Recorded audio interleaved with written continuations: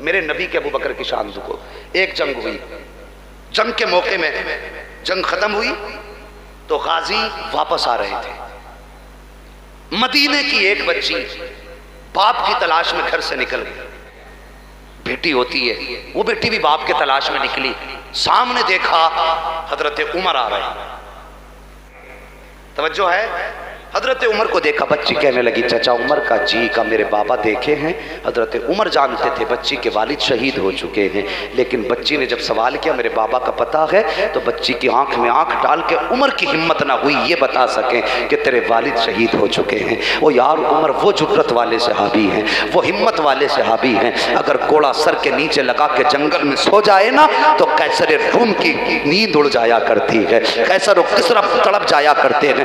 یہ جرت والا نبی کا صحابی ہے. جب کہا تھا میرے پاپا کا پتہ ہے، اللہ اکبر، عمر کے ماتھے پہ اس وقت میں کمزوری کا پسینہ دکھائی دیا. جواب دے تو کیا دے بیٹی کو؟ اگر کہتے ہیں شہید ہو گئے تو بچی کا سامنا کون کرے گا؟ اگر کہتے ہیں زندہ ہے تو یہ جھوٹ ہو جائے گا. آپ کہتے ہیں بیٹی جو میرے پیچھے آ رہے ہیں ان سے پوچھ لینا تمہارے والد کہاں ہیں. اللہ اکبر. حضرت عمر تو آگے چلے گئے، بچی پھر کھڑی رہی.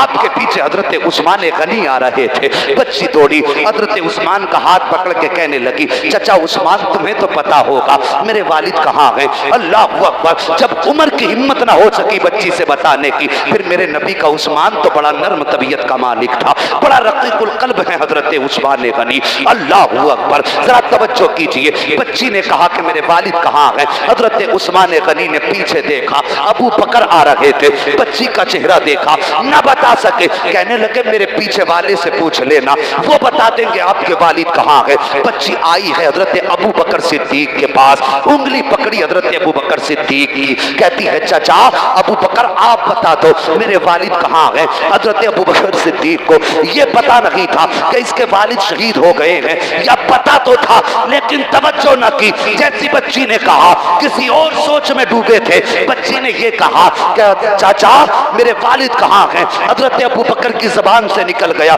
بیٹی پیچھے آ رہے ہوں گے، بیٹی پیچھے آ رہے ہوں گے. اتنا سنانا بچی نے، بچی خوشی سے اچھل جاتی ہے میرے والد زندہ ہیں، پیچھے آ رہے ہیں. ابو بکر نے بتایا ہے، ابو بکر نے بتایا ہے. اتنا کہہ کے ابو بکر تو چلے گئے. ادھر رب نے فرمایا ملک الموت اے اسرائیل جی رب جلیل کا جس صحابی کی روح لے کر کے آیا ہے جا کر کے واپس اس کے بدن میں ڈال دے. اللہ اکبر. ملک الموت نے کہا تھا یا اللہ یہ تو تیرا قانون ہے، جب کسی کی موت آئے گی وقت پہ آنی ہے، نہ ایک لمحہ پہلے آئے گی نہ ایک لمحہ بعد میں آئے گی. یا اللہ اگر روح واپس ڈال دی تو تیرا نظام بدل جائے گا، تیرا قانون بدل جائے گا. اتنا جیسی ملک الموت نے عرض کیا ہے رب کا دریائے کرم جوش میں آیا. رب نے فرمایا ملک الموت دیکھتا نہیں ہے، میرے ابو بکر نے کہہ دیا ہے کہ میرے پیچھے آ رہے ہیں، کاش سن میرا قانون بدل جائے.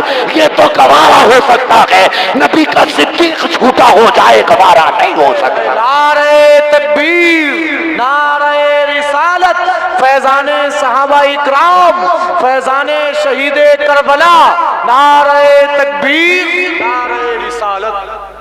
یہ ہے ابو بکر صدیق. اگر کہہ دیں کہ پیچھے آ رہے ہیں تو رب جان واپس کر دیتا ہے، کیونکہ اسے صدیق میرے محبوب نے بنایا ہے. اگر بات جھوٹی ہو جاتی تو اعتراض نبی کی درسگاہ پہ تھا کہ ان کو سبق تو مصطفیٰ نے پڑھایا تھا. پھر کیسا سبق تھا جو ابو بکر نے جھوٹ بول دیا. ہجرت کی رات حضور کے ساتھ سفر میں کون تھا؟ حضرت ابو بکر، حضرت ابو بکر صدیق. غار کے دروازے پہ پہنچے، حضور کو کھڑا کیا دروازے پہ. بہت توجہ سے سننا یہ بات، بہت توجہ سے. حضور کو غار کے دروازے پہ کھڑا کیا. کہتے حضور ٹھہرے. میرے حضور ٹھہر گئے. اندر کون گیا پہلے؟ حضرت ابو بکر صدیق. حضرت ابو بکر صدیق اندر گئے، اپنا صافہ پاڑا، صفائی کی اور صافے کے ٹکڑے کر کے سوراخ بندی. پوری غار چیک کر لی، پوری غار چیک کر لی. جب صاف ہو گئی پھر کہتے حضور تشریف لائیے. حضور اندر آئے. حضور نے فرمایا ابو بکر بہت تھکے ہیں، جی چاہتا ہے کچھ آرام کرنا. حضرت ابو بکر صدیق بیٹھ گئے. کہا حضور گود حاضر ہے، نصیب دیکھو. گود حاضر ہے، حضرت ابوبکر صدیق کی گود میں مصطفیٰ کا سر۔ ایک بات بتائیے، غار میں چھپنے کی وجہ کیا؟ اگر آپ کا وہ ڈر تھا تو پھر جب دروازے پہ 40 کافر کھڑے تھے حضور نکل آئے تب ڈر نہیں تھا، پھر غار میں کیوں لیٹے؟ ڈر تھا؟ نہیں تھا ڈر۔ وجہ کیا تھی جوانوں سنو؟ ایک دن میرے نبی کے بارگاہ میں حضرت ابوبکر صدیق نے اپنی خواہشیں ظاہر کی تھی، 3 خواہشیں بتائی تھی۔ کہا تھا مال میرا ہو، اشارہ مصطفیٰ کا ہو، کیا بات ہے، بیٹی میری ہو، نکاح میں مصطفیٰ کے ہو۔ تیسری خواہش تھی نظریں ابوبکر کی ہوں، چہرہ مصطفیٰ کا ہو۔ کیا بات ہے، کیا بات ہے جواب، النظر الی وجہ رسول اللہ، کیا بات ہے۔ میری خواہش ہے کہ میری آنکھیں صرف مصطفیٰ کو دیکھتی رہیں۔ کبھی زندگی میں یہ موقع تو نہ مل سکا۔ ہجرت کا جب وقت آیا مصطفیٰ نے غار کو مسکن بنایا، ابو بکر کی گود کو تکیہ بنایا، سر رکھا، سو گئے، ابو بکر جاگتے رہے۔ وجہ یہ تھی مصطفیٰ چاہتے تھے ابو بکر تجھے دیدار کرنا تھا، کر دے، آج محبوب کی آنکھیں بند رہیں گی، ابو بکر کی آنکھیں کھلی رہیں گی۔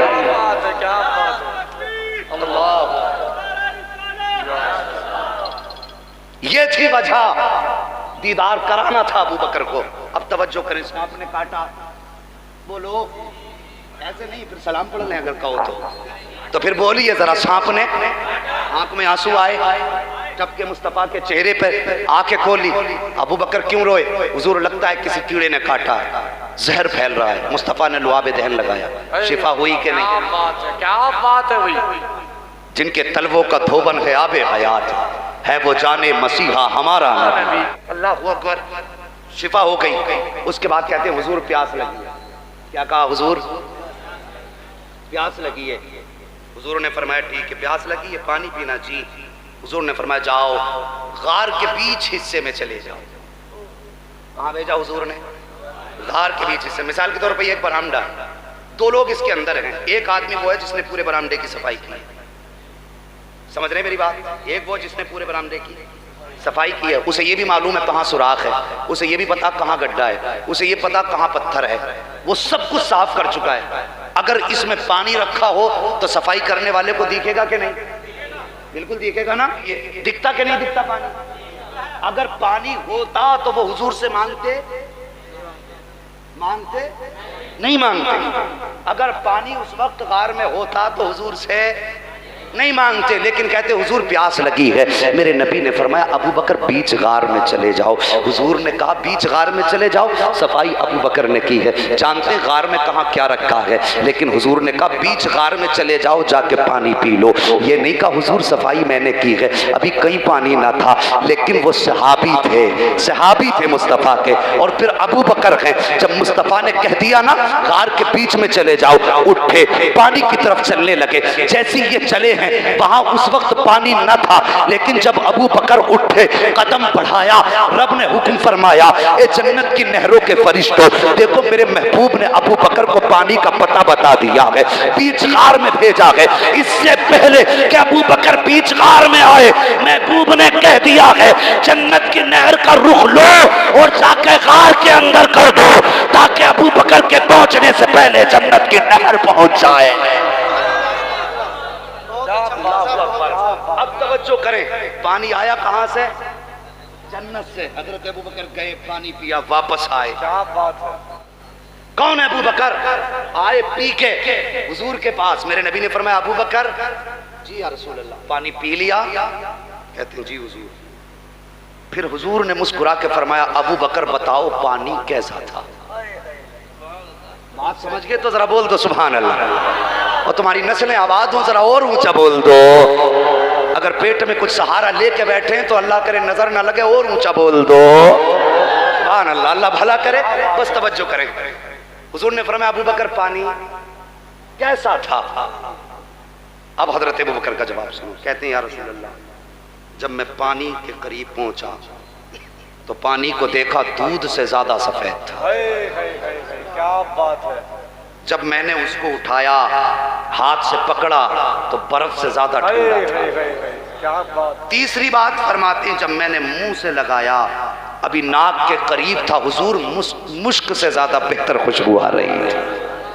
چوتھا وصف بتاتے کہتے حضور جب پیا تو شہد سے زیادہ میٹھا. زیادہ میٹھا کتنے وصف بتا دیے؟ چار دودھ سے زیادہ، بولو دودھ سے زیادہ، شہد سے زیادہ، برف سے زیادہ، مشک سے زیادہ خوشبودار.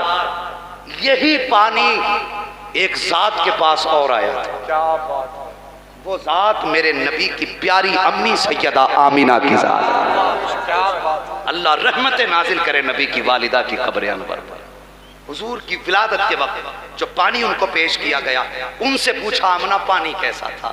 فرماتی دودھ سے زیادہ سفید تھا، مشک سے زیادہ خوشبودار تھا، شہد سے زیادہ میٹھا تھا، برف سے زیادہ ٹھنڈا تھا. میرے نبی نے فرمایا ابو بکر یہ صفتیں تھے؟ جی یا رسول اللہ. اس کے بعد آقا فرماتے ہیں ابو بکر بتا یہ پانی آیا کہاں سے تھا؟ اب جواب سنو. پانی غار میں نہ تھا. نبی پوچھ رہے ہیں ابو بکر کہاں سے آیا؟ کہتے ہیں اللہ و رسولہ عالم، اللہ اور اس کا رسول ہی جانتا ہے. آقا پتہ نہیں یہاں تو تھا ہی نہیں، آیا کہاں سے؟ غیب یا تو رب کو ہے یا رب کے بتائے سے مصطفیٰ کو ہے. اس کی خبر یا تو رب کے پاس ہے یا پھر مصطفیٰ کے پاس ہے.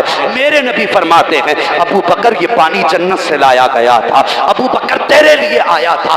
اتنا سنا چیخ نکلی ابو بکر کی، رونے لگے. آقا فرماتے ابو بکر کیوں رو رہے ہو؟ کہتے حضور ابو قحافہ کا بیٹا کیا اتنا نصیبوں والا ہو گیا کہ اس کے لیے جنت سے پانی آ جائے؟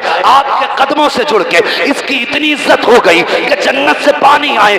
آقا فرماتے ہیں ابو بکر یہ عزت کا کمال نہیں ہے، یہ تکمیل عزت نہیں ہے، سب کچھ یہ نہیں ہے، بلکہ تیری عزت رب کی بارگاہ میں اتنی ہے. میرے رب کا فیصلہ ہے ابو بکر. کون بتا رہا ہے؟ گنبد خضرا والا بتا رہا ہے. کون بتا رہا ہے؟ حسنین کا نانا بتا رہا ہے. کون بتا رہا ہے؟ زہرا کا بابا بتا رہا ہے.